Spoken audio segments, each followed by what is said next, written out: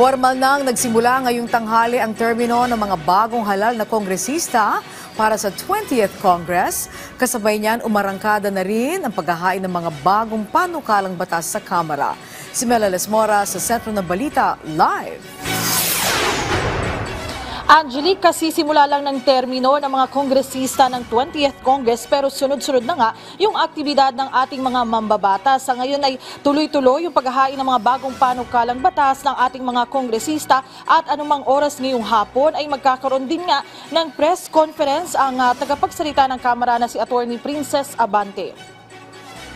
Maaga pa lang kanina, isa-isa nang nagdaratingan sa South Wing Lobby ng Batasang Pambansa ang mga kawani ng iba't ibang kongresista para sa paghahain ng mga bagong panukalang batas sa ilalim ng 20th Congress. Bandang alas 12 ng tanghali kanina na magsimulang tumanggap ng House Bills ang Bills and Index Service Office kasabay ng pagsimula ng termino ng mga bagong miyembro ng Kongreso at magtatagal yan hanggang alas 5 ng hapon mamaya.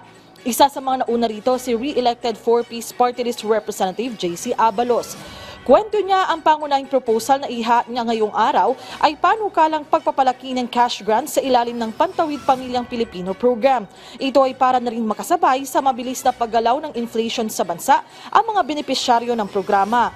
Sa ngayon, ay naghain na rin ang kanyang mga panukalang batas si Leyte 1st District Representative Martin Romualdez na nakapila nga rito. Siya ang tumayong House Speaker sa 19th Congress at inaabangan pa ang pagbubukas ng sesyon ng Kongreso sa Hulyo kung siya'y muling maihahalal bilang pinuno ng Kamara.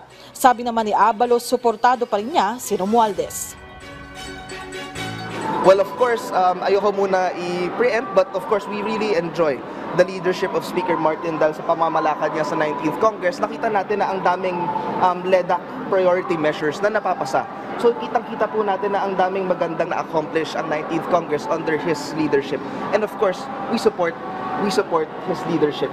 But at the end of the day, as we wait for the resumption of session to formally open, maganda pong tingnan natin ang mga developments. And of course, I have to commend everything that the 19th Congress has accomplished under his leadership. Sir, pumirma kayo sa Angelique, dito naman sa press conference ngayong hapon sa Kamara ay inaasahan natin kabilang sa matatalakay ang magiging pag-usad ng impeachment proceedings laban kay Vice President Sara Duterte ngayong 20th Congress. Angelique?